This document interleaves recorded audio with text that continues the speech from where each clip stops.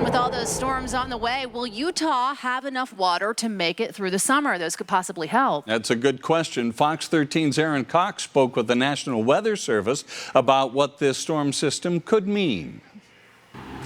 Speaking with a meteorologist with the National Weather Service, she says this snowstorm system will not be enough to bail Utah out of its water deficit right now, but it's a step in the right direction. The soil moisture is at a record low after 2020 proved to be a record dry year in Utah. Even if you get a decent snowpack, if we get closer to normal, we're still only going to see about 50 to 60% of that in runoff because the soil is just so dry. In her nearly 2 decades with the National Weather Service, meteorologist KRUSE has spent 13 of those dedicated to watching storm and weather patterns. We've had those snow years before.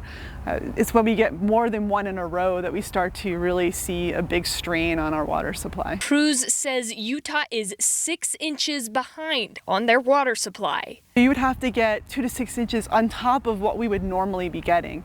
And we're normally averaging 1 to as much as 2 inches of water per week in the winter.